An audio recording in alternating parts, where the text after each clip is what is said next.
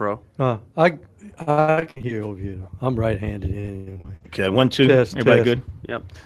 This thing's bothering me. Testicles 1, 2, 3. Getting loose.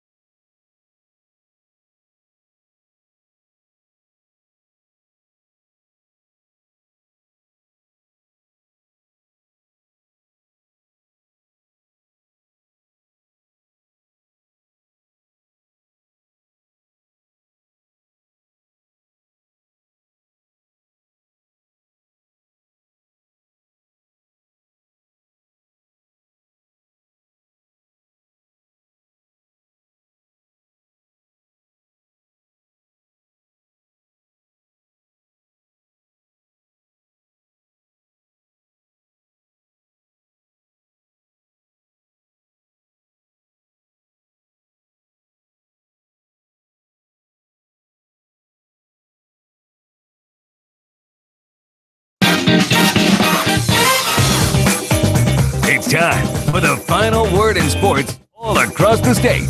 You're listening to Sports Talk with your hosts, Phil Kornbluth, Will Pelagic, and the Professor Tom Hayes. You've been waiting all day. So join the show now by calling 800-956-7266. We've got a lot of explosive playmakers. They do a good job of getting their players that can make plays in space and make you tackle in space. So I don't think there's any question that this is the most explosive offense we faced all year. They booing us, boys. They booing us. Used to seeing explosiveness and things like that, but it just wasn't that type of day. I'm never going to apologize for a win, and I'm never going to allow our players to not appreciate a win. Now, if the fans don't appreciate it, and that's their decision. Good afternoon, everybody. Welcome into Sports Talk South Carolina Radio Network on a Talking Tuesday. Back with you in downtown Columbia, the heart of it all. Phil Kornbluth, Will Pelagic, and the Professor Tom Hayes back from an extended vacation. Well, we've just got so much to deal with tonight. Let's go to the big national story first. We'll get into the football here in just a moment, and we'll fill you in on our day at Clemson and our day over at USC with the Tigers and Gamecocks getting ready for their big road games coming up on Saturday night. But the big news across the country involves college basketball, and I've been on the road, so Will's been following this story closely all day because it hits home on two fronts here in the state of South Carolina. The only thing I will say about this particular college basketball growing scandal, and by no means is it over, what took them so long, because anybody who's been following basketball closely has always wondered about the wink and everything else, the very cozy relationship between schools, coaches, and shoe companies and all the hanger-ons and all that starting to crumble around college basketball. It all comes down to money and influence and the ability involving. Oh, look, Pro is putting the money on the microphone. But the one thing, and there are basically three different avenues that this hits, and there are people who are connected, at least in one way or another, if not by association, then by direct complicitness for both USC and Clemson. Former Clemson player is involved, but allegedly the school is not involved. And a former assistant coach at USC is involved and could have been possibly complicit while he was here.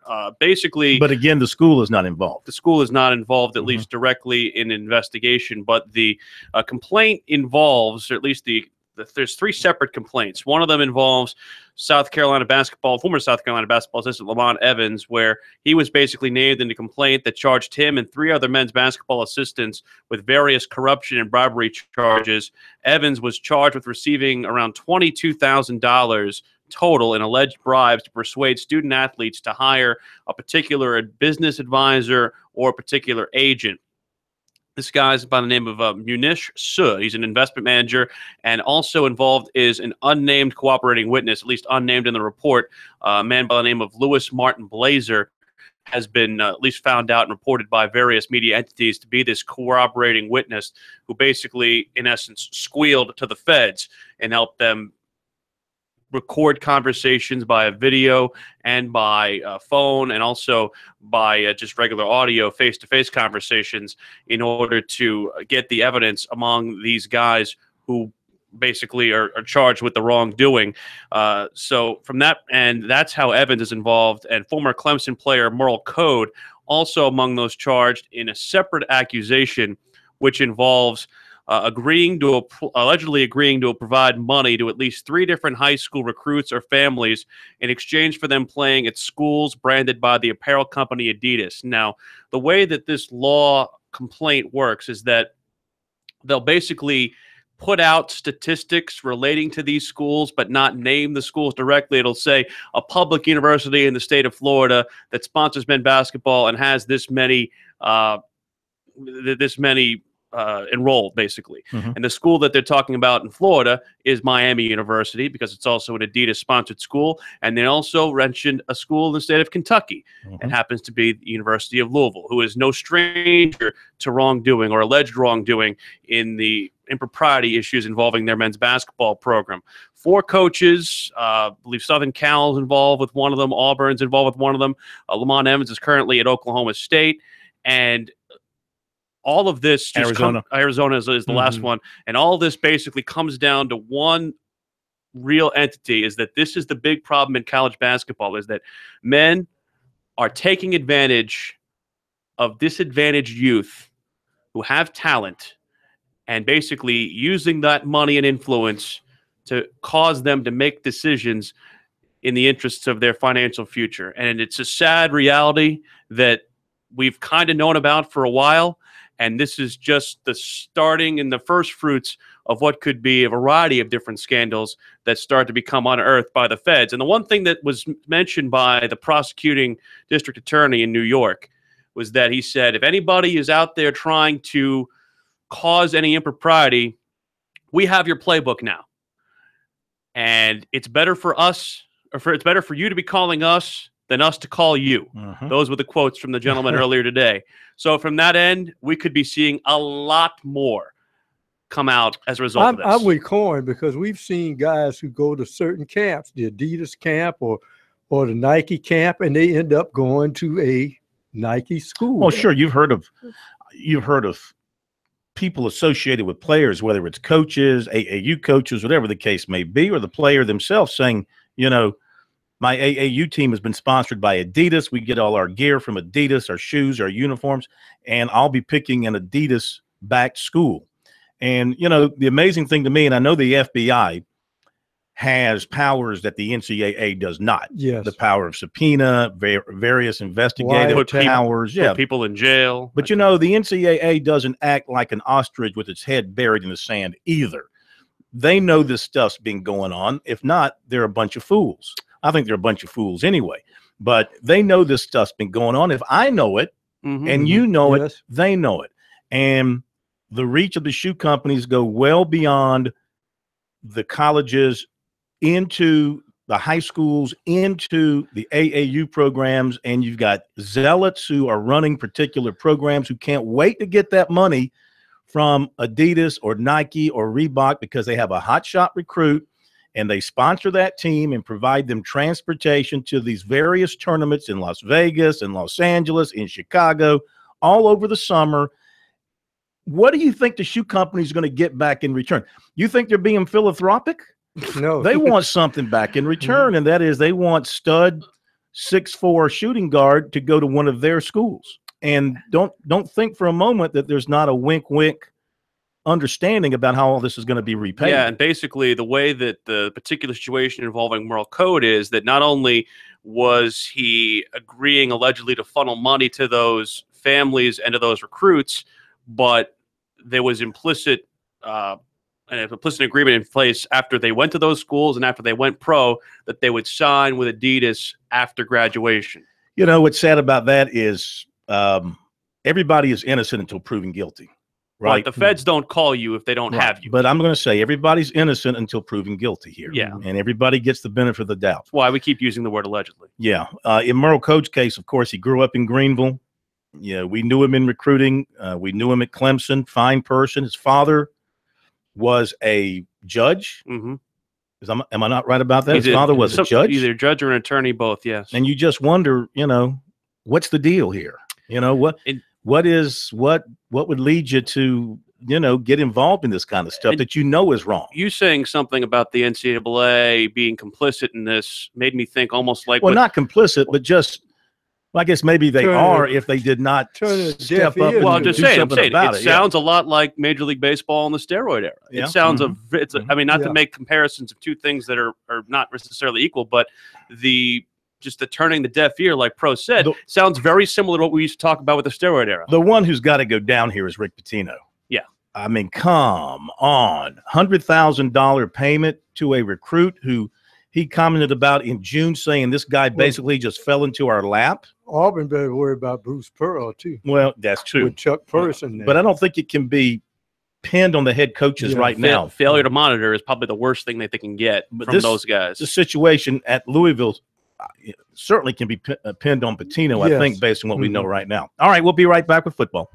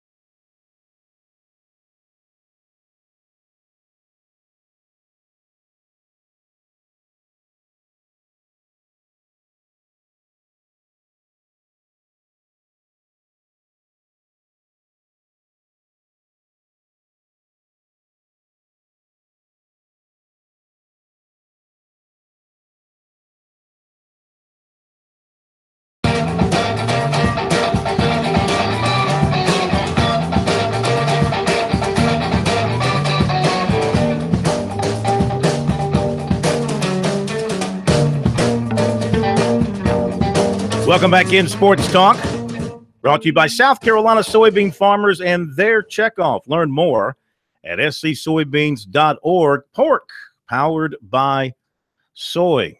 Caller off the air asks if South Carolina can face any sort of a NCAA penalty from this. No, I don't think so, not at this point.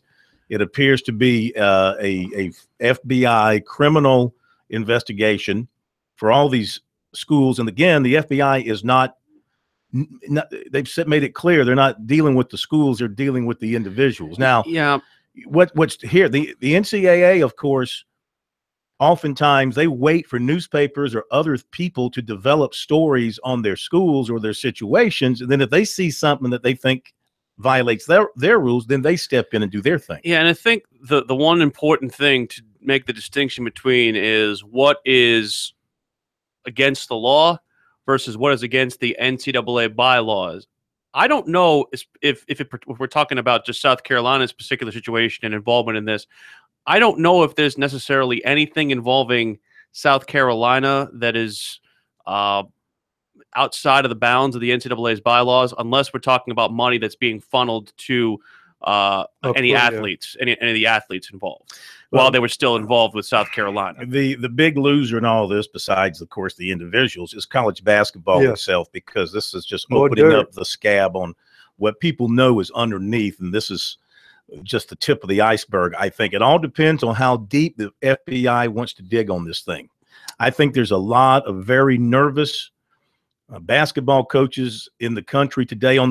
Basketball practice for a lot of schools will begin Friday and Saturday. Mm-hmm. And I think there's a lot of nervous people, both in terms of coaches and people affiliated with programs via the shoe companies, via the money people, the agents, all that kind of stuff, because you don't know who's going to spill the beans on who and where it's going to go. It's become business as usual for the last 30 to 35 years. You know, Lamont Evans had an interesting comment. Let me see if I can put my hand. Oh, I know right you're talking about the comment after he left South Carolina to go to Oklahoma State. Do you have that in front of you? I don't have it word for word, but I can paraphrase it if I may. He basically said when he left at South Carolina, he left for what was called a, quote, better job, and it meant more business at Oklahoma State versus South Carolina. And didn't he say, because he was being secretly recorded, didn't he say like business, yes. like repeated that kind of stuff? Yes. So, all right. And that's the thing. They got these guys on video and on tape. This is not conjecture.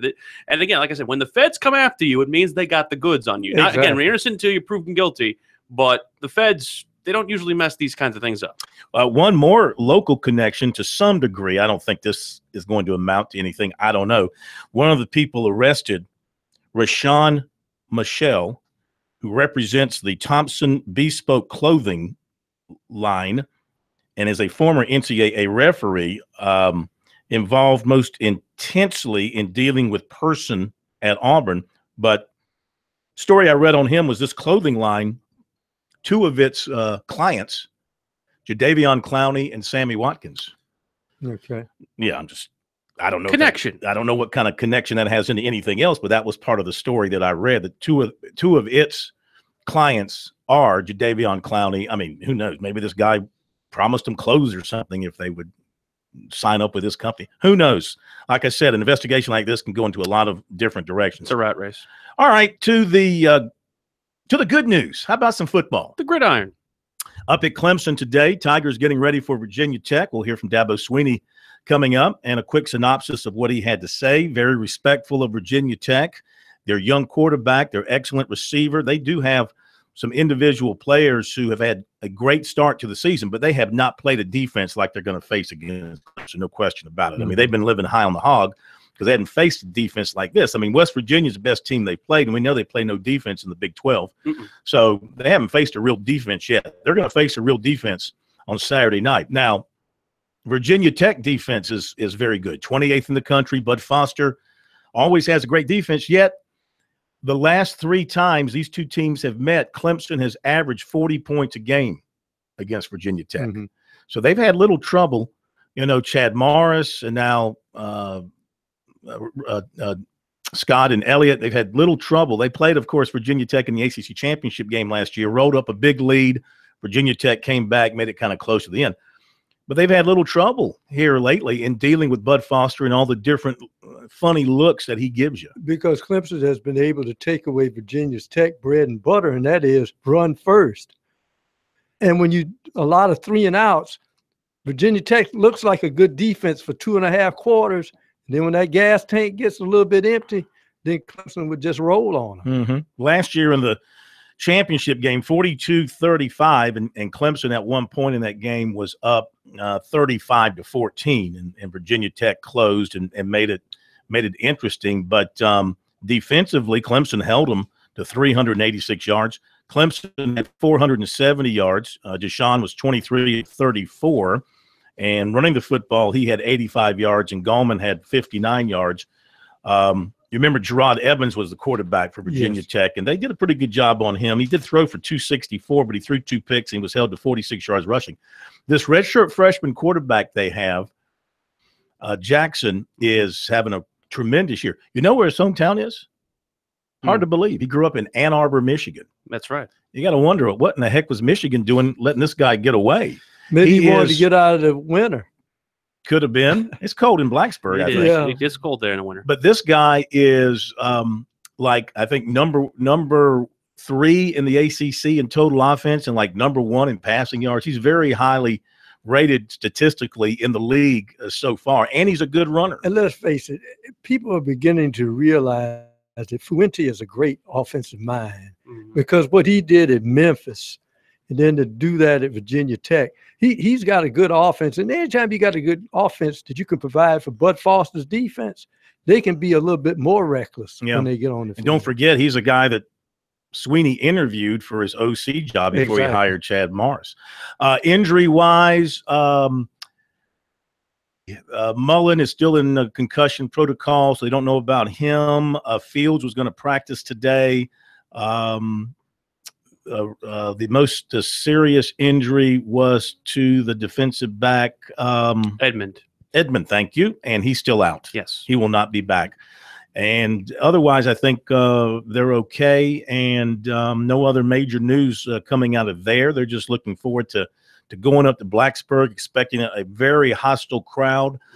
You heard the comment from Dabo in the opening of the show. He was asked about the frustration. Well, he said booing. The question didn't say booing. Whoever asked the question was talking about, did you hear the noise the fans were making? He said, he said, I told my guys they're booing you. They're booing you, And he said, to him, it doesn't matter, what it looks like as long as he gets the W. He says fans might want perfection and can't be satisfied with a performance. To him, whether it took, got it done in the first quarter or you scored 28 points, 27 points in the fourth quarter, he still got a 34-7 win. And in the interest of fairness, because we do like to be fair on this program. No, we don't. No, we definitely only lean to one side. What are you talking about fair? Fair is something if you do in October down the street. If you were a Clemson fan and you were booing 6-8 months removed from a national championship, what the heck is the matter with you? Like, seriously, you're booing your team at home. I know it's Boston College. Well, you were there. Why didn't you tweet that? Because I was just in shock at how close the game was. Well, I was still trying to wrap my head around why this is a 7-7 game in the fourth quarter. I wasn't worried about necessarily what the fans were doing. But if the fans were booing, which I heard them doing, why? What are you doing? You make an interesting point because sometimes Phil is also the character. Because we've seen when Deshaun Watson threw a bunch of interceptions and you heard moaning, but I don't think I've ever heard them boo Deshaun Watson. Well, was it very noticeable, loud, directed boos? Oh yeah, when they would come off, there was 1 3-and-out where they came off the field, and there was some consternation, you could say. A lot of it came from the student section, but and we know that those probably are more the boisterous people than the alums and those who were sitting in the padded seats. But it was noticeable. I think there's some grumbling about the students not showing up in a big number and they're grumbling about the fact that there was that chain link fence by the hill because apparently it's restricting the amount of students that can get in at least the green part of that hill area. Yeah. All right, we'll come back, talk about the Gamecocks, hear from the coaches, and take your calls here on Sports Talk.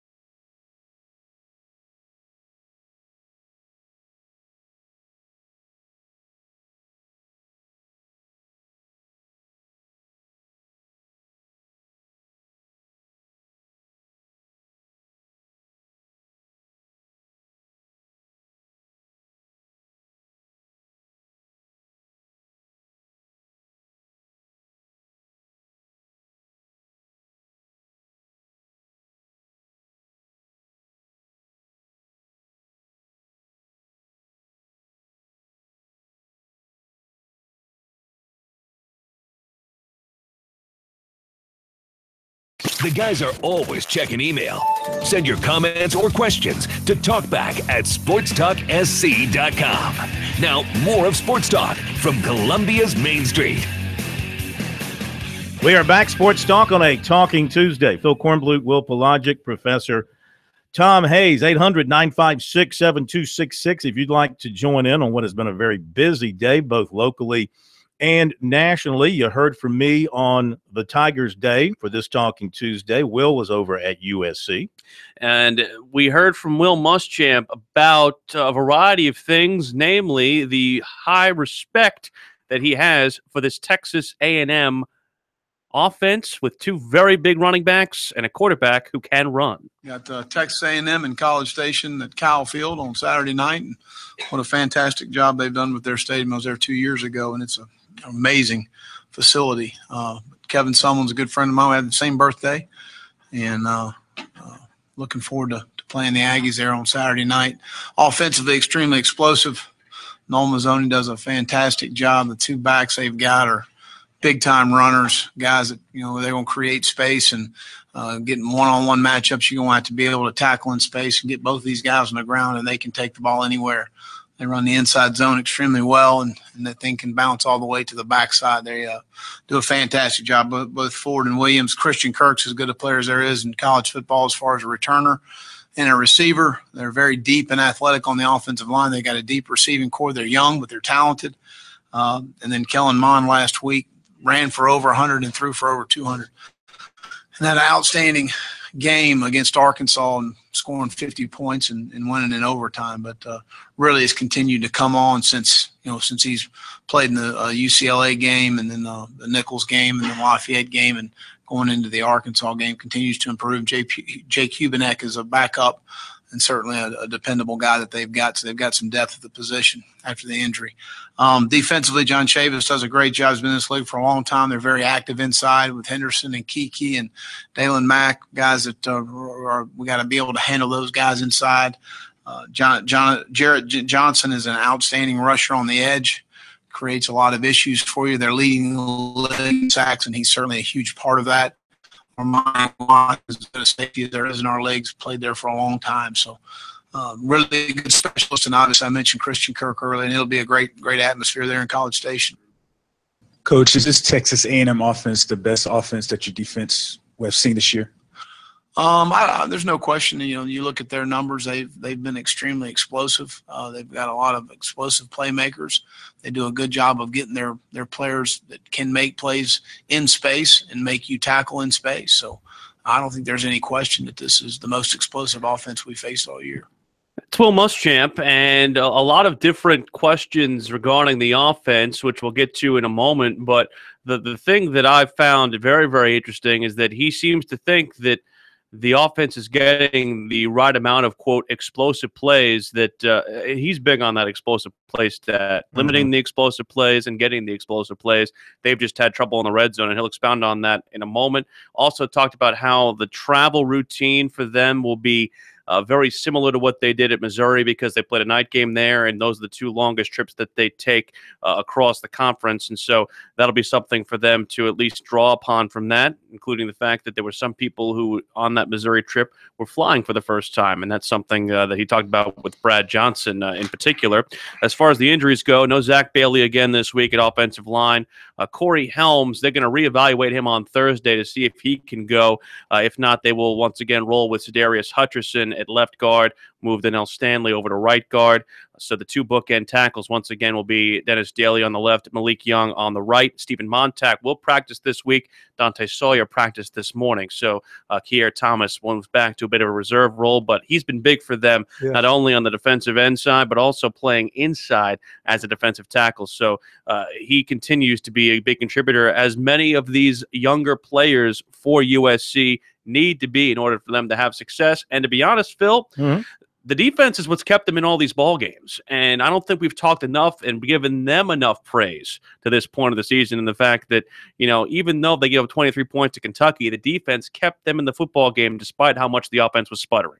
All right, back up to Clemson as the Tigers are getting ready to go to Virginia Tech under the lights on Saturday night. They got the big game day stuff going on there, so it's going to be a long day for the Tech fans. Clemson's just going up on a business trip. The Tigers trying to get to 5-0, trying to hang on to, well, it wouldn't be an outright lead. Depends on what NC State does moving forward. But right now, NC State appears to be the strongest competition in their division, considering Louisville and Florida State have a loss in the division. Virginia Tech's on the other side. Who knows? These teams could meet again in Charlotte for the ACC championship, as they did last year in Orlando. Sweeney, a ton of respect for the Hokies. Heck of a football team. That's the biggest thing I could say. And very well coached, playing with a lot of physicality. You can tell that they've got a great belief in what they're doing. Again, well coached on both sides of the ball. Very good schemes, challenging in a lot of different ways. Very impressed with their quarterback. He's making good decisions. He's taking care of the ball. He's making plays with his legs. Their receiver, number 5, is leading our league. They do a great job of getting him the ball in a lot of different ways. And again, they have a physical mindset when it comes to running the football. That's what they want to do. And then here comes all the play actions and the max protections and shots downfield. Good job with their boots and swap boots. So we played them last year, obviously in the championship game, and we all know how that was a down to the wire game. So I got a lot of respect for their team and the talent on their team. Defensively, they're a handful. Bud does an awesome job in giving you a lot of different looks and disguises, and they play a little unique coverage, what we call robber coverage. There's some uniqueness to that. You don't really see much of that, so it's kind of unique to them. They understand all the nuances of it. So just a big challenge all the way around. They had a big special teams, faked a punt on us last year. It was one of the big plays in the game. Virginia Tech's always been a program that has really prided themselves on special teams. So that's an area that we've got to just do a great job with. Could be the difference in the game. So, just a complete football team. When I look at them, I think that they've got the mindset that you need. I think they've got good schematics on both sides. They're well coached, and they got good people. This will be a heck of a matchup, and then obviously it's a great place to go play a game. We're looking forward to that. It's been a while since we've been up there, but I got a lot of respect for the Virginia Tech people and how they support their team, and look forward to being a part of it. Quarterback any different guy this year, but do they use him any different? Not really. They're gonna run him. He's a very efficient thrower. He's one of the most efficient guys out there, I think, right now. He's making good decisions. He's not turning it over. He throws the ball well on the move, and he's done a nice job, giving his guys good chances at those 50-50 balls. And, a lot of their speed motion stuff, and next thing you know, it's max protection. You got one guy on a double move route, and he's put the ball where he needs to be. He's made some big plays, and then he's made equally as big plays in the run game. They do a lot of similar things that we do, to be honest with you. And he's very effective running the ball. All right, there you go. Dabo Sweeney. We'll hear more from him and more from Muschamp as we go through the program. Let's jump quickly to the phones before our break, and we get to recruiting and more. Chris in Lancaster, welcome to Sports Talk. How are you? I'm good, guys. How you guys doing this afternoon? Good. Just wanted to reiterate on the booing side. I was at the game Saturday myself, and I did hear some booing. I think the booing wasn't actually toward the team. I think the booing was more toward the play calling. But I was a little frustrated myself with some of the play calling. It's almost like we kind of held back on the playbook, the way it seemed. Now, they may not have, but I'm really impressed with Travis Etienne. Mm-hmm. If we can start this kid, he can make a run for the Heisman at some point in his career. Well, I will say this about the play calling. They were hamstrung by the field position a lot of times. They were behind the 8 ball basically in the shadow of their home goal posts. That's why a lot of that was done in that regard. All right, thanks for your phone call. We'll be back with more in a moment.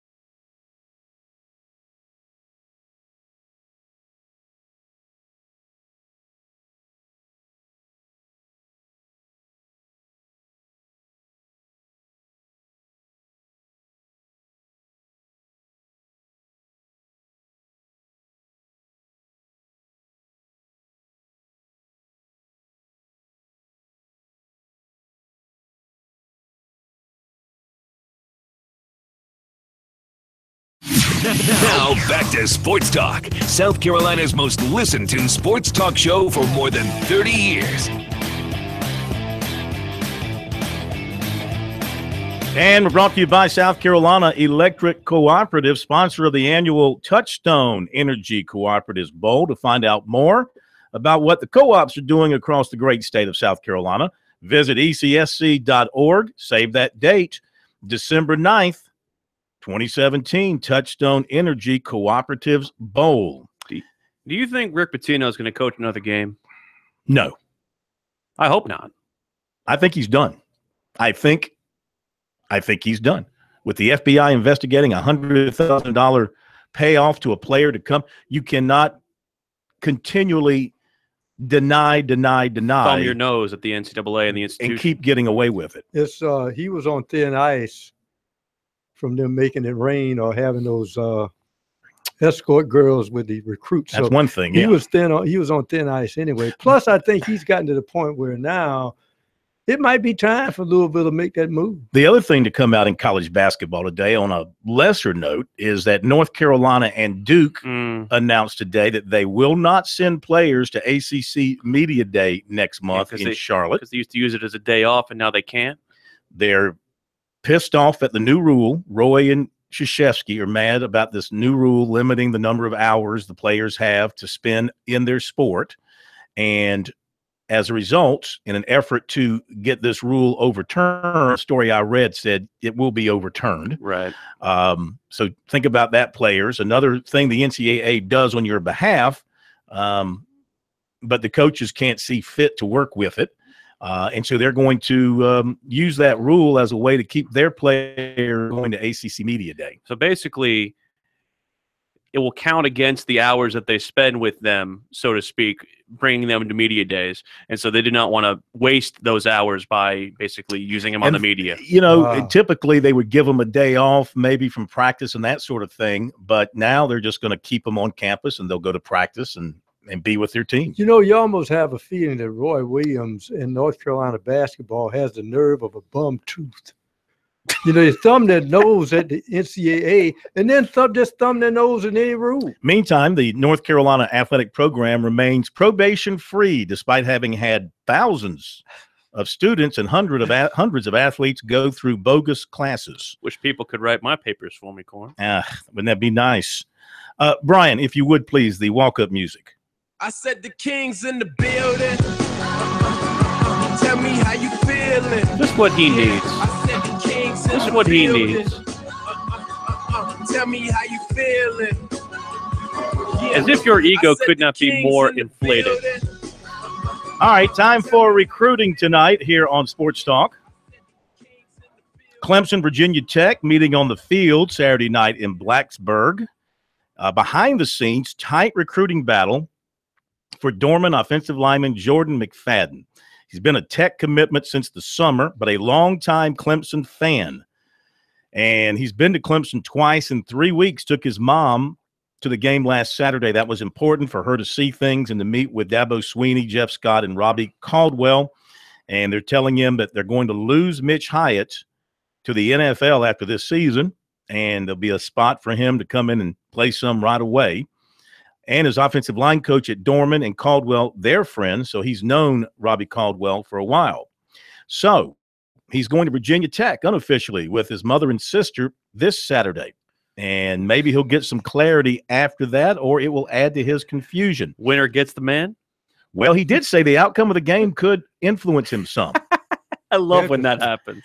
He does like Virginia Tech a lot, he said, but Clemson, the childhood dream to go there and play football and go to school. And he said that's got him weighing on Clemson a little bit. He says he's been thinking about decommitting, but not too much. He's taking it day by day. He said Virginia Tech's been nothing but great to him. They've stuck with him from the beginning. It would be kind of hard, he said, to turn his back on them. But if Clemson is what's best, I have to do it. I don't know yet. He has not scheduled his official visits at this point. Basketball. Pro, you haven't been here for a while. I'm now covering USC women's basketball recruiting. I told you I would never do that. I know. I was a prophet. I told you whether you like it or not, when Dawn Staley wins the national title, you're going to have to do it. I told you that 4 years ago. No, well, she had such a great group of visitors in this past weekend. I mean, all highly regarded players. One of those was 5'11" Kristen Williams of Little Rock, Arkansas. Well, first of all, I'm very careful when talking to these people.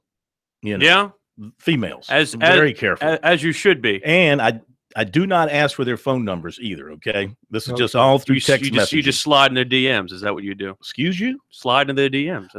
Anyway, we part of the vernacular. We are connecting via the typed words. I don't want to get carried away here. This is dangerous territory for me. Anyway, she said the weekend went great, and the recruits had a lot of fun bonding with each other and the coaching staff. I liked the campus. Facilities were nice. The atmosphere for the women's game, she said, at South Carolina is really good. She really likes Dawn Staley. Asked how the visit might have improved USC's positioning with her. She said, quote, "I can't tell you that," end quote. She's already been to UCLA too, and coming up is Tennessee, then Texas, and Connecticut. And last night we told you about 6'8" Hunter Tyson, Monroe, North Carolina, committing to Clemson over Davidson. Had a chance to talk with him after the show, get a few comments from him. Tennessee, Michigan, Wake Forest, and Charlotte were also on his short list. He was at Clemson officially over the weekend. Said he really enjoyed the visit and the culture being built around the program. And he said that because he's an excellent outside shooter, they think he'll fit in on the wing.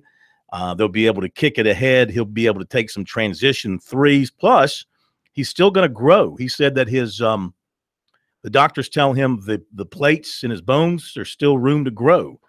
So he could develop into a 4 at some point in time. That's one thing he said Brownell likes about him. He's versatile, and he can do a lot of things. He averaged 27 points and 10 rebounds per game last season. There you go with recruiting. Don't forget to check it out regularly on our website, SportsTalkSC.com. Thousands of you have been doing that. And on Twitter, make sure you follow us on Twitter. If you haven't yet, do so. On Twitter, we are at SportsTalkSC. There is a bit of there's a homecoming aspect in both games this weekend for both Clemson and for USC. Clemson has a player who will be going home and basically going back to the state of Virginia. He's going to be in Richmond. Cleveland Farrell is one. They've got a couple of Virginia players. Farrell is one. Kayvon Wallace is another. Kayvon Wallace is one of them also. And he said he's going to have a lot of tickets involved. And there's one other player who I'm trying to Jordan Williams. It was Jordan Williams, yes. And Kayvon Wallace was the one that I wrote about last night on Sports Talk SC. And Eldridge Thompson gets a little bit of homecoming for USC as he gets back to at least the Houston, Southeast Texas area. He said he has at least 14 people who are coming into that. What was the sense – I know you talked to USC players today. What was the sense you were getting from them about their attitude about this game, their level of optimism about winning? I think the one thing, if you talk to the offensive players, is that they know that they can be better because they feel they've got correctable things that they can work on. They've been shooting themselves a lot in the foot. And I think the defense is also playing with a lot of confidence because of the fact that they continue to decrease the point total that they allowed. I think they look at the way that they performed against Louisiana Tech, and the one thing that they needed to correct was their tackling. They feel that they, at least through form and through a lot of repetitions over the past couple of days, that they've worked on those things. And I think, like I said before, we haven't talked enough about the defense being as good as they have been because we've been so focused on how bad the offense has been. So in my mind, if they can at least try to curtail as much as possible, again, it's a very, very powerful offense that they're playing against A&M. If they can curtail that offense the way that they've curtailed a lot of the other ones and score enough, they can make some things happen in College Station. I think they really got to stick to their game plan, though. In this football game, you better be running that play clock and keeping the ball away from A&M as long as possible. Like they did against Missouri. Yeah, plus you have to take your shots and take them early. Well, A&M does average 40 a game. They give up 31 a game. Their defense is terrible. That's got to be South Carolina's hope that they can go down and score. If you can't score against this team, you ain't scoring on anybody the rest of the year. That is not like the Chief to have a defense. Except maybe Wofford. That like Swiss cheese. A&M hasn't had a good defense in years, regardless of who their DC has been. They are from the Big 12, after all. Top of the hour break.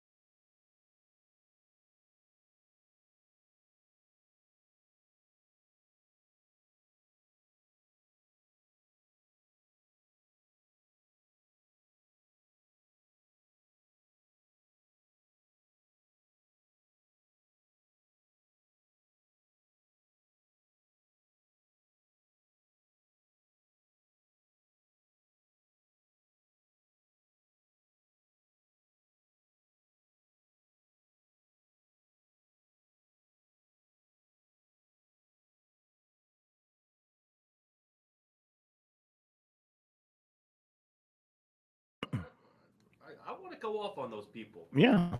Allow me to go. Scream. But don't scream. All right, here we go. Coming down in 3, 2, 1.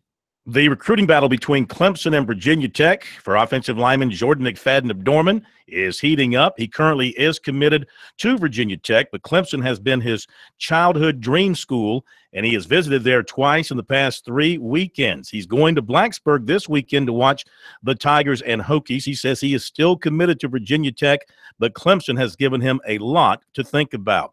On the basketball side, USC women's coach hosted 5'11".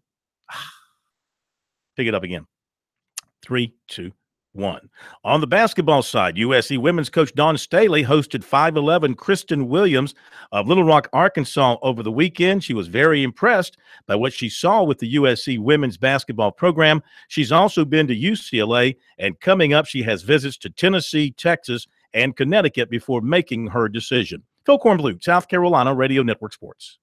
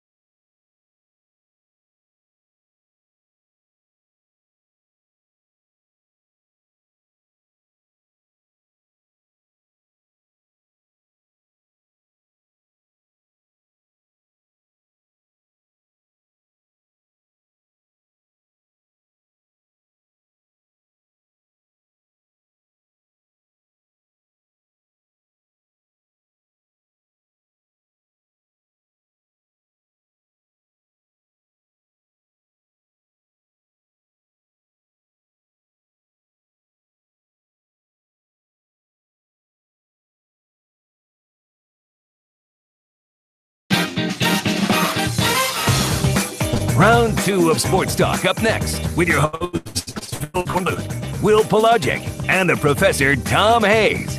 Don't leave us hanging. Join the show, 800-956-7266. Oh, my goodness. My goodness. Get a lot. So Darren Heitner, I don't know who that is. I guess he's a reporter. He's a reporter. Sources, basketball agency ASM Sports was raided today. FBI had warrant, took Andy Miller's computer. This agency represents Bryce Johnson, among many others, the former Edisto and North Carolina star. Rick Pitino issues a statement, quote, through his attorney, "These allegations come as a complete shock to me." Oh, I'm sure they do. That was not in the release. I know. That's my editorialization. If true, I agree with the U.S. Attorney's Office that these third-party schemes initiated by a few bad actors operated to commit a fraud on the impacted universities and their basketball programs, including the University of Louisville. Our fans and supporters deserve better, and I am committed to taking whatever steps are needed to ensure those responsible are held accountable. I didn't know that Rick was selling. By the way, Rick adds here, do not put a mirror in front of me. I didn't realize that Rick was selling beachfront property in Arizona. I mean, look, everybody deserves the benefit of the doubt, but as many times as smoke has come out from underneath this guy, I mean, come on. There are very few men who are looked at unfavorably in the eyes of the allegations department and the Committee on Infractions of the NCAA. Very few men who are looked at more dishonorably than Rick Pitino. There are some, but very few. Well, go down the road just a piece. Yeah. That's connected to Kentucky. I mean, John Calipari. I mean, Calipari. I'm sure he's looking at this and he's saying, very nice. Calipari makes Pitino look like a nun. He does. But I mean, serious. But Pitino might. I mean, you said this could cost him. It should. I think that it will. I don't know how you can avoid, as a head coach, having a quote unquote 5-star recruit dropped into your lap in June that you claim just sort of luckily you get, and you don't wonder how, and you don't look into it. His parents drove him here. He didn't cost. And I mean, it's like Roy Williams saying, look, they go to school on the other side of campus. I don't know what classes they're taking. I don't know who their teachers are. Neither do we, Corn. That's the problem. Basketball coaches really can't hide behind the veil of not knowing here, because they only have to worry about 12 or 13 scholarship players. Well, they don't have to deal with the 85 or that the football coaches. The NCAA has already said that ignorance or negligence is not a defense in regards to any of these types of things. It depends on what school you coach. This is true. All right, back to more interesting stuff, and that is, of course, football on this Talking Tuesday. Let's go back to Dabo Swinney. He went about 37 minutes total today, but very short with his opening statement, and he got a lot of questions from the Clemson media there, and I listened to all of it. One thing that was brought up was the questioner did not say booing. He asked Swinney about the reaction from the fans as the offense was struggling, and if they heard that, and if so, what did he say to his team about that? They booing us, boys. They booing us. It's used to seeing explosiveness and things like that, but it just wasn't that type of day. And again, field position, and it just comes with the territory. It really does. I mean, but I'm never going to apologize for a win, and I'm never going to allow our players to not appreciate a win. Now, if the fans don't appreciate it, then that's their decision. But I know this from the guys in that locker room, always appreciate how hard it is to win. And 3-2, 69, 68, they all count the same. You move on to the next one, and you try to get better each and every week. And, other teams have good players, good coaches, full scholarships, pride, off-season programs. There's a lot that goes into it.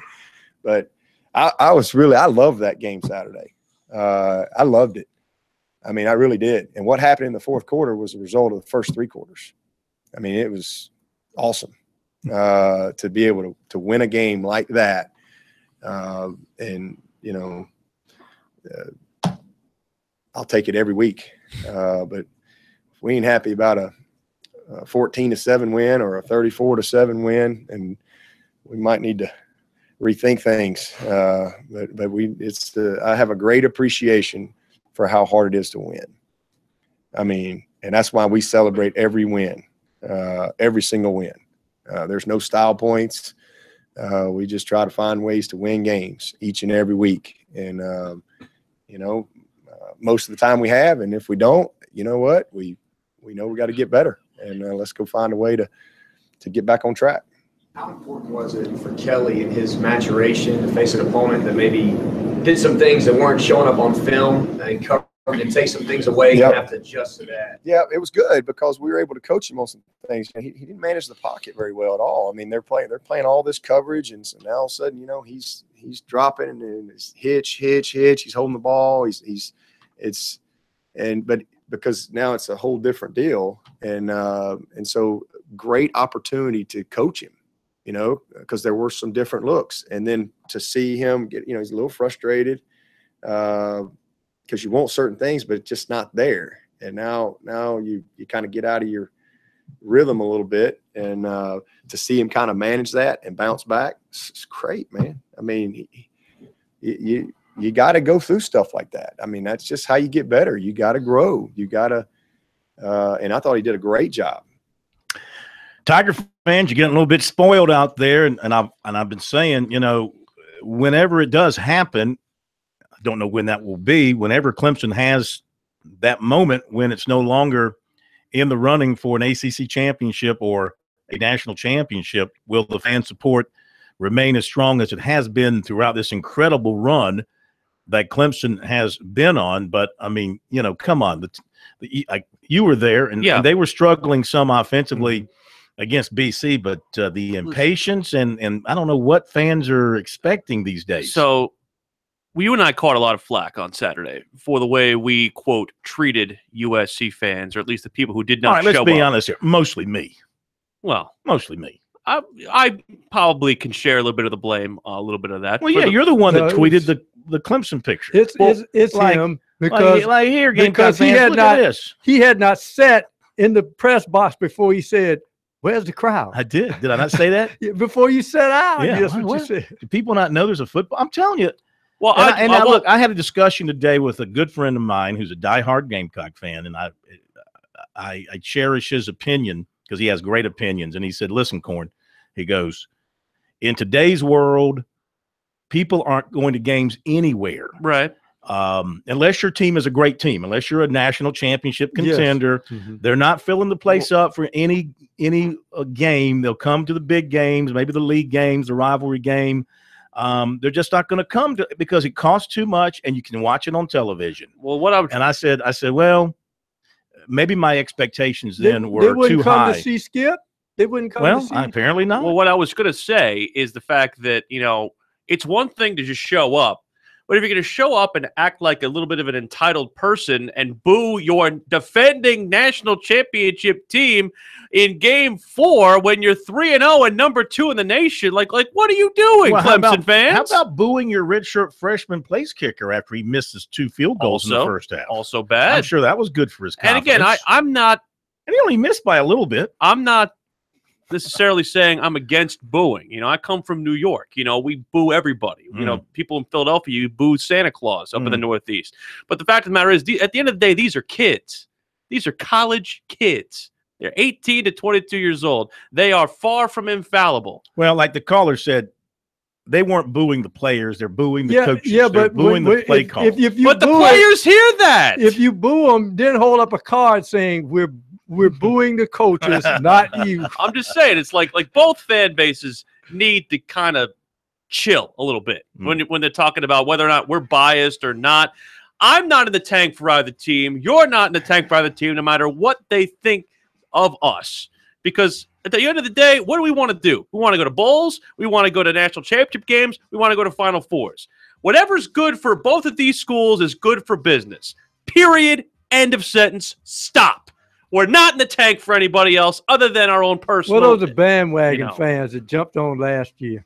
Yeah. Well, they jumping off, I guess. Be right back. All gone.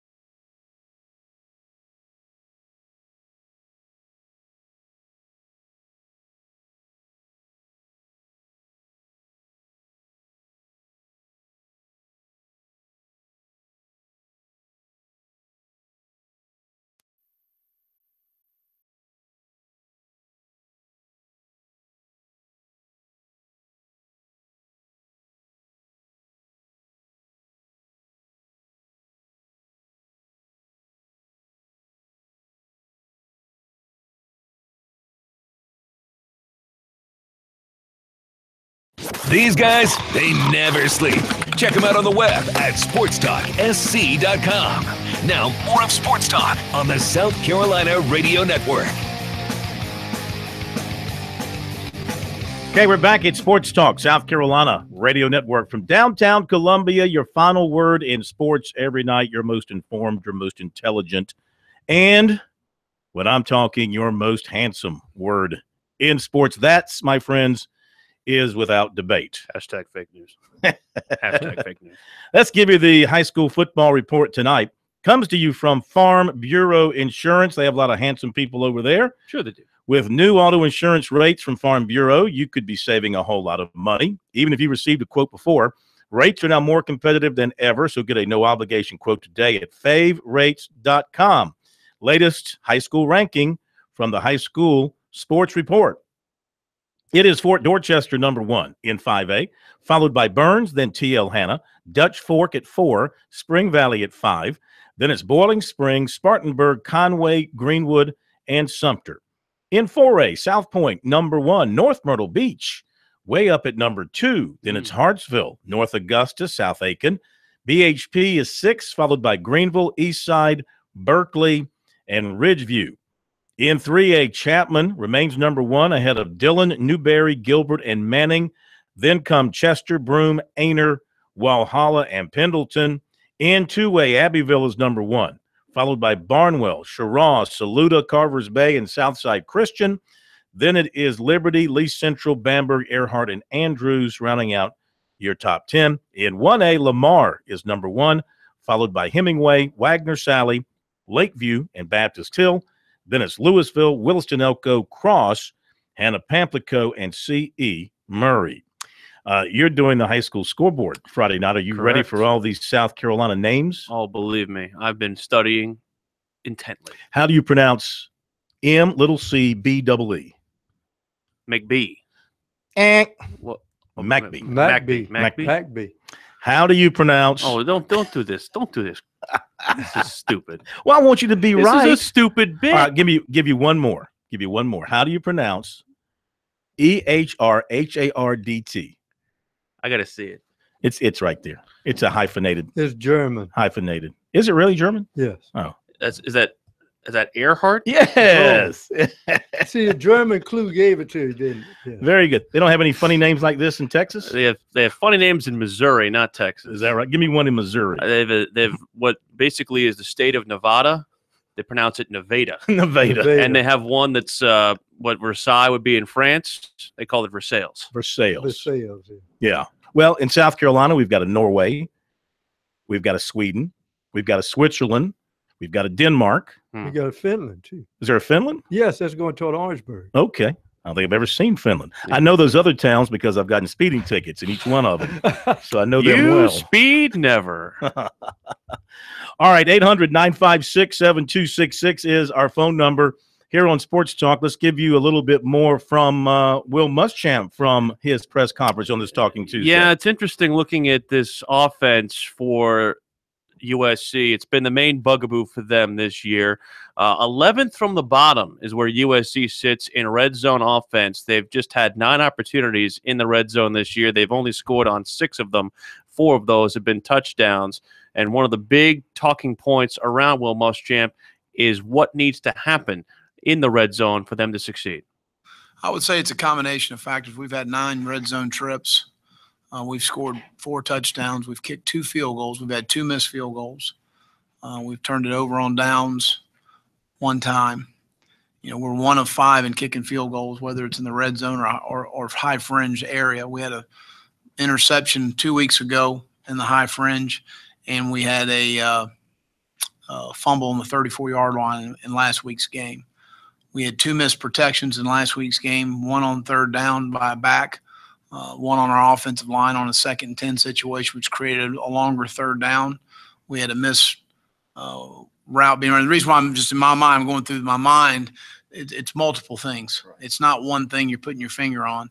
Obviously, we need to coach better in the situations, because if our players aren't executing, that's a coaching issue, in my opinion. So we've got to do a better job of putting our guys in spots to be successful, where we don't have a protection issue, or we don't have a route that's not run precisely the right way. So those are things to me that we've got to continue to improve. I think we made some improvement in short yardage and goal line situations, and we'll continue to evolve. Those are things we've had in our package. We just didn't use them in the game 2 weeks ago. Those are things we've done in camp, and have had them up for games. And certain games, we didn't feel like we needed them. So that's just a coach's decision, and we'll continue to evolve there. Is the run game more important down there than it is between the 20s for an offense? Well, I think so. I think you've got to be able, when the pass zones condense, and you look at some of the teams that we've played this year, Missouri being one of them, and last week, when teams have a hard time running the football in the red zone and the pass zones condense, there's not as much yardage to get free. That's why we play pretty good red zone defense when teams have a hard time running the ball. Will, what is the biggest barrier to this offense being the explosive unit that many thought it would be before this year? Well, I think, first of all, Deebo Samuel's hurt. That hurts. That takes away, obviously, your most explosive playmaker in your first 3 games of the season. But, I think from an explosive play standpoint, I think we ended up having 8 explosives the other day. I think our goal is 8. You go into a game, if you have 8 explosives, you're going to be able to put yourself in a position to win the game, to win field position battles and score points. The issues we've got right now is we got to score more points, and we've had missed opportunities in the high fringe area of the red zone and in the red zone area. We've got to convert those into points and touchdowns in those situations, and that's something that we just have not done. Now, the part of that at the beginning was a bit of a cop-out. Using Deebo Samuel, you've missed Deebo Samuel for 1 game in 1 quarter. So his absence is not to blame for the reason your offense ranks 100th in the country. Okay. We were sold again. We said this yesterday. We were sold the bill of goods that this was supposed to be explosive, 30, 40 points a game. Now Zach Willis told us both that was a little bit too presumptuous. Let me back up a second. I don't know that they said that. Now, I mean, here on this show, I said it. But they told us they were going to be good on offense. They did, and Lorenzo Ward said they were going to be good on defense after Clowney left, and how'd that turn out? I gave you a caveat, though, and I'm really seriously convinced about this. And this is why Alabama is good every year, is because their lines of scrimmage. South Carolina consistently has not had that offensive line group together where they can mesh. The other thing is predictability. You talked about them running out of the shotgun at the 1 yard line. Yeah. Well, if you're going to do that, shift the line in one direction and run backside. That worked. And Cohen, you saw it in the 4th quarter. They had some big gains when they did that. You can't be predictable. Sometimes I don't like lines that get cute, but sometimes cute is the way to go. Let them follow you, and then you go backside. During 1st and 10 yesterday, Zach Willis made a very, very good point in the fact that when they were blitzing, Louisiana Tech Jake Bentley was shifting the line to the wrong direction. He was shifting it away from Jalen Ferguson, their sensational defensive end. So every time Jalen Ferguson was getting matched up with either a tight end or a running back. And in that vein, he is going to dominate every single time. And it's why every time you saw Jake Bentley drop back to pass, he had people in his face. Yeah. Yeah. Zach made some great points in his breakdown of USC and Clemson last night. Really enjoy having that segment with him on Monday. We may have to expand that, but we call it 1st and 10 because he's first up on the week and he gets 10 minutes. He needs more. We could call it 1st and 20. Call a holding penalty on somebody and call it 1st and 20. 1st and 30, old NFL blitz. I know that's a little bit. But I will tell you this. That's different for you.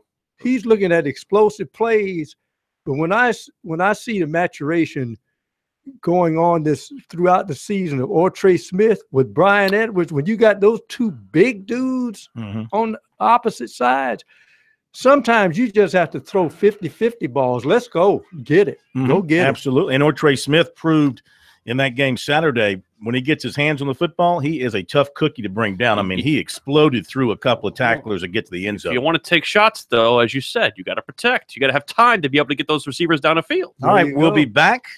Coming up, we'll visit from KT, Kerry Tharp, are 2 races in to the playoffs, and one thing is clear. Nobody can touch a Toyota. We'll talk to KT about that coming up.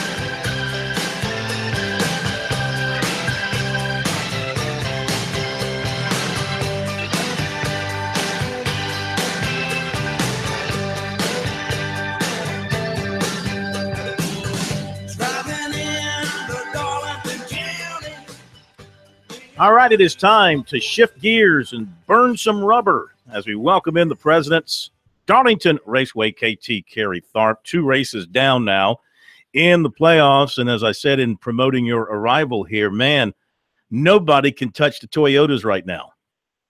Well, you're right, Phil. It looks like they're head and shoulders above everybody else. I mean, you look at what's going on here the last, several months in the sport. Martin Truex Jr. and Kyle Busch. You can certainly throw Kyle Larson into the mix out of the Chevrolet camp, but those Toyotas right now are leading the pack. They're strong at every single racetrack that the sport goes to. And to be quite honest with you, I just think they're going to be very, very difficult to beat here the remainder of the playoffs. What is the key behind that? Is it a body thing? Is it an engine thing? What is the insight as to why they're so dominant? Well, they had a body change, Will, at the beginning of the season. And I think it evidently must have struck pay dirt for them, with the new downforce package aerodynamics that was put in place by NASCAR at the beginning of the year. And so I just think the rest of the crowd is playing catch up right now, and even some of the drivers are even acknowledging that. Brad Keselowski and Kevin Harvick are two that have been very outspoken about Toyotas just being so far ahead of the game right now. And then you look at the drivers that they have. Obviously, Truex Jr. and Kyle Busch are two of the best drivers out there. So I just think that they have found the sweet spot when it comes to this downforce package.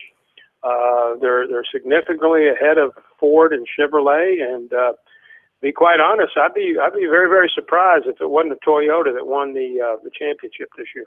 Yeah, it certainly looks that way. And you talk about Ford. I mean, my goodness, you don't really see anybody in the Ford camp right now that you would point to and say they're going to win a race in the playoffs. No, you really wouldn't. I mean, you would think maybe Keselowski might be in that category, or Ryan Blaney on a little bit of a flyer, but certainly Keselowski. But at this point in time right now, certainly the 2 car is running pretty good. He's leading a few laps, and he's top 10. But, if I'm not mistaken, Truex Jr. and Kyle Busch led all but 1 lap at New Hampshire. Mm-hmm. Right. And so that, to me, that's a pretty much of a domination in my books. And so you're right. The Fords, they started off fast early in the season. Kurt Busch won at the Daytona 500. I believe Keselowski had a victory early in the year. Logano had a win at Richmond, although it didn't really count for the playoffs. But, outside of that, it's been kind of quiet on that side. And the Chevrolet camp has really been led by Kyle Larson, who I think is still a contender right now for the championship, although I'd have to put him on the second tier behind Kyle Busch and Truex Jr. But, a guy like Jimmy Johnson, 7-time champion, you just don't know if he's going to be able to turn it on. So far, we just haven't seen the speed out of that car. You mentioned the Fords, KT. I know Kevin Harvick, he wrecked along with Kurt Busch on lap 148, and I think that he's just kind of been a victim of a lack of luck because you always are used to seeing that number 29 right near the front, or at least number 4 right now, rather right near the front. And to me, he's kind of been a victim of some bad fortune.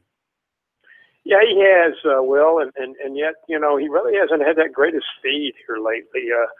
Something's not clicking there. I don't know if it was the setup of the car, the speed, the aerodynamics. They just haven't had that speed that they've had over the past couple of years. And, used to, you could come into almost any single race weekend, and Kevin Harvick would certainly have to be on your fantasy team. And, right. I'm not sure if that's the case anymore. That fantasy team right now is full of Toyotas. And so, it's just kind of a unique deal, and I'm sure the Chevrolet folks in the Ford camp will, get back to where they need to be. But I'd say the last 3 or 4 months they've been really behind the curve. KT, can you recall any time this NASCAR season that Toyota has been called out for a illegal augmentation? Oh yeah. Well, every now and then you'll hear something from that they'll. The folks over at Joe Gibbs Racing, I remember when I was in NASCAR, I used to write a lot of penalties that had their names on it. But, they're just got it going on. And really, when you look at it, Truex Jr. Over there at Furniture Row, that's a pretty much of a satellite extension of Joe Gibbs Racing. And so, and if we recall back early in the spring, I'm sure there was a few times we were talking on this very program, what's going on with the Toyotas? Mm-hmm. What have they not done? Because they got a little bit of a slow start.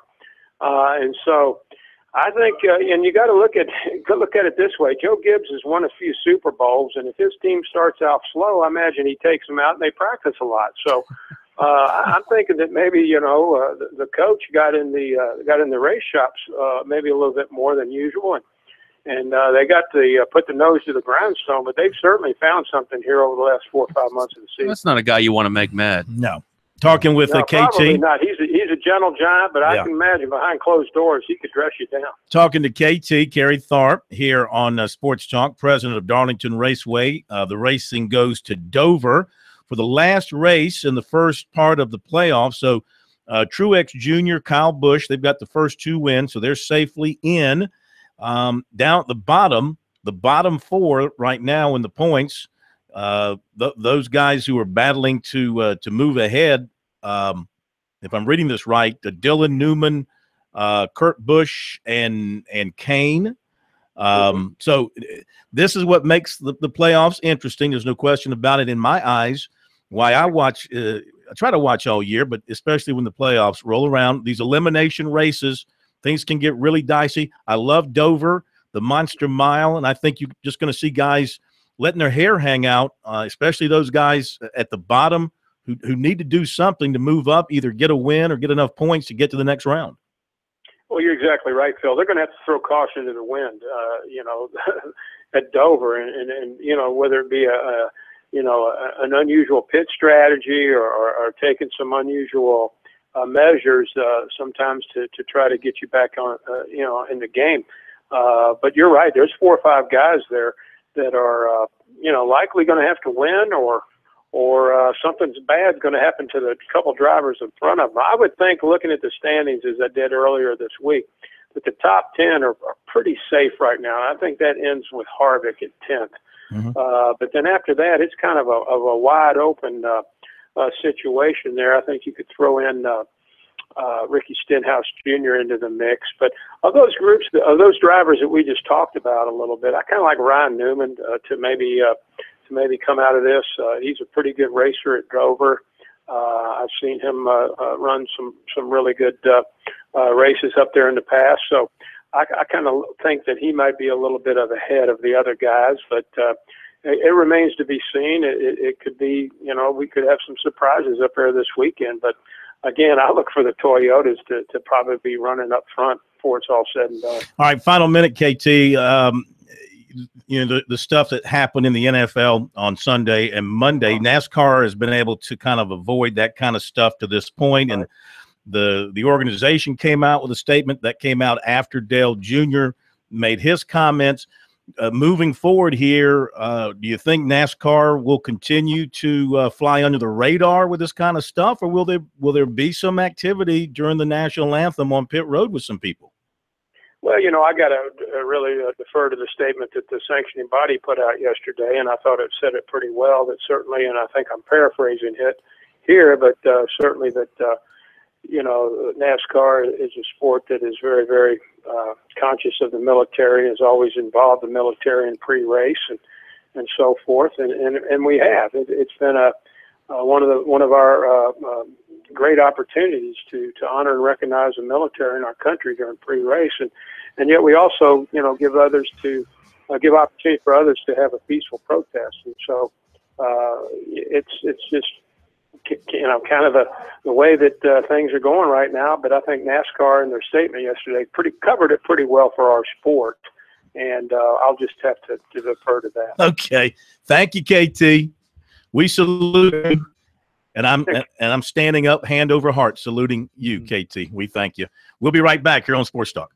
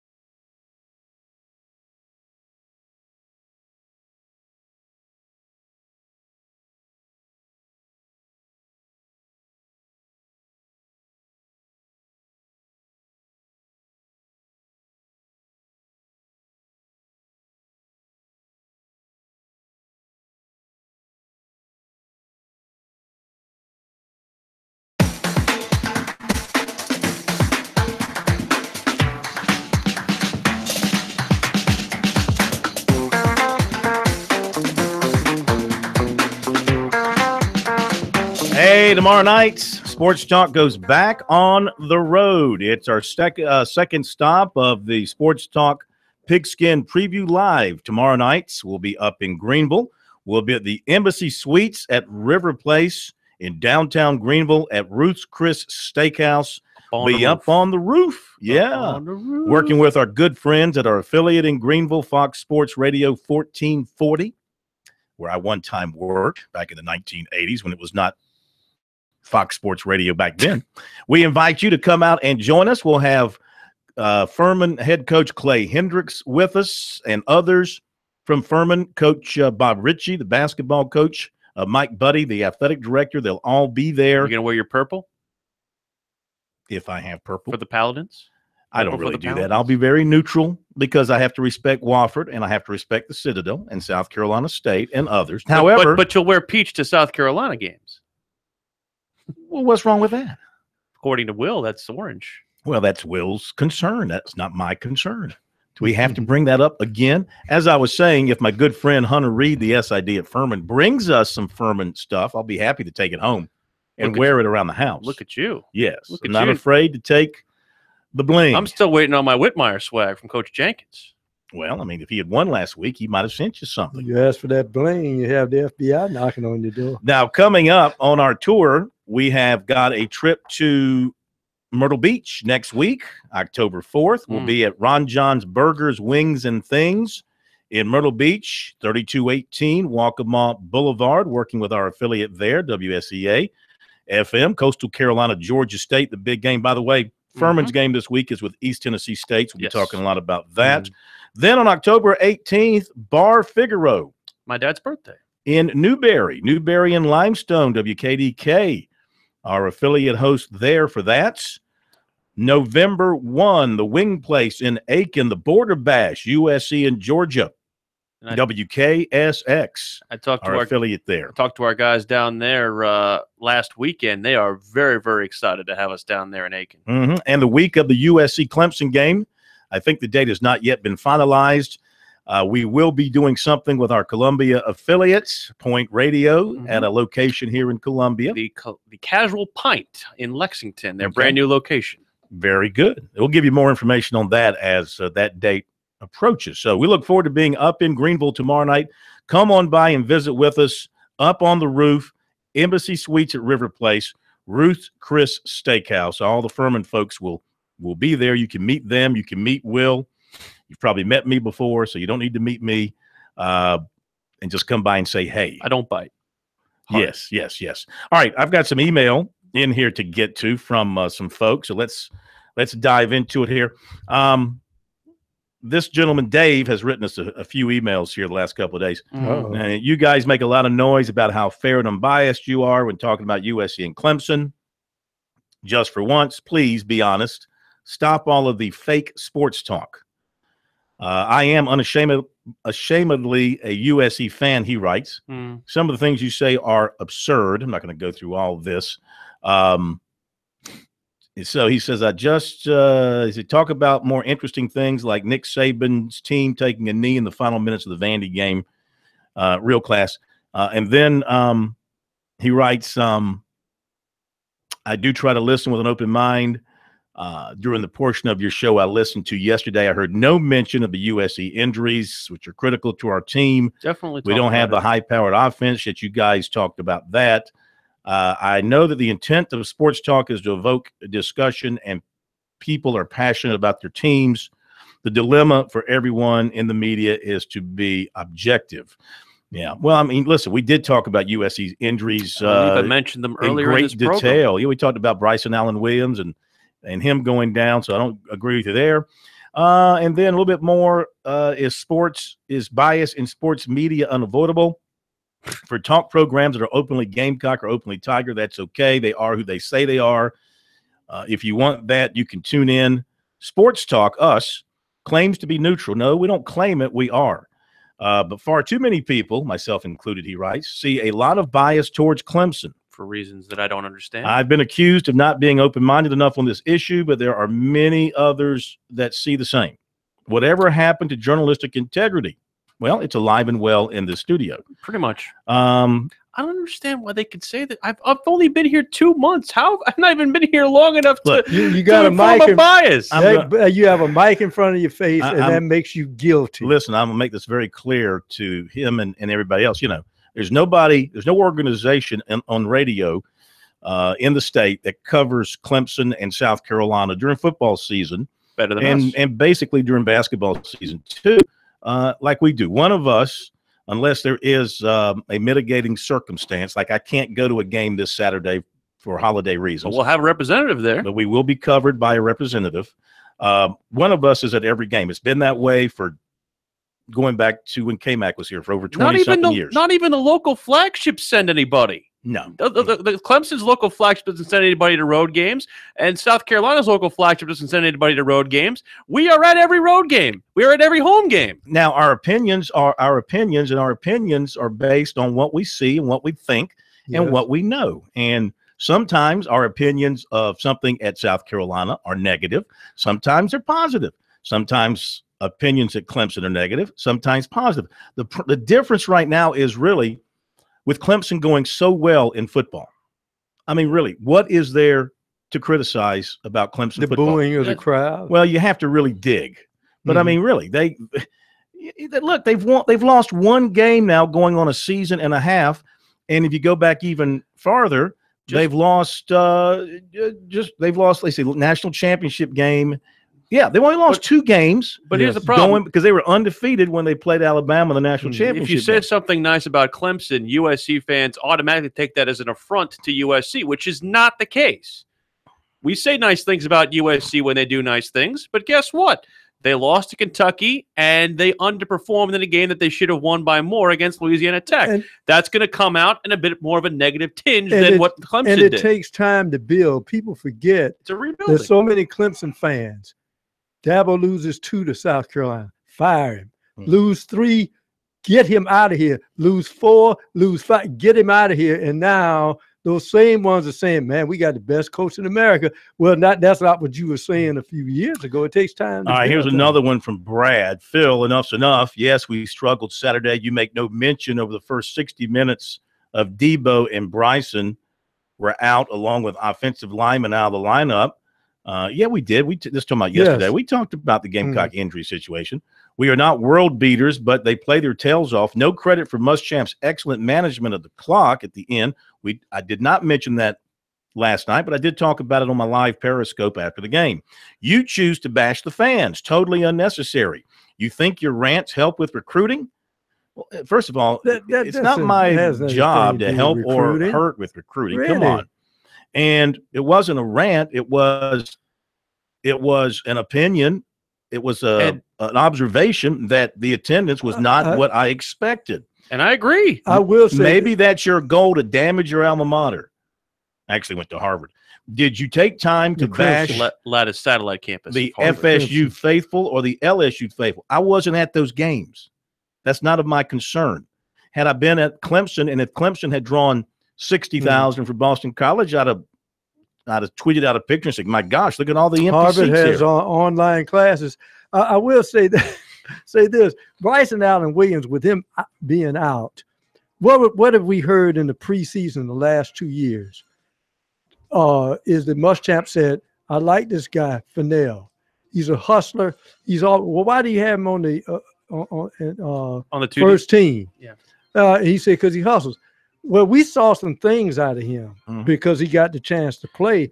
This kid looked like he's going to be a keeper. I talked to him, and we'll have that later on this week on Sports Talk. Also, I've got a one-on-one interview with Clemson safety Tanner Muse that I did today, which I really enjoyed doing. We, first of all, talked about what it's like as an ejected player. Where do you go? How do they treat you? What do you do? Because he was ejected for targeting at the Louisville game, and we talked all about what did you do while you were having to go inside the locker room. We'll see y'all in Greenville tomorrow. Greenville tomorrow night here on Sports Talk. Thanks for being with us. Have a good night.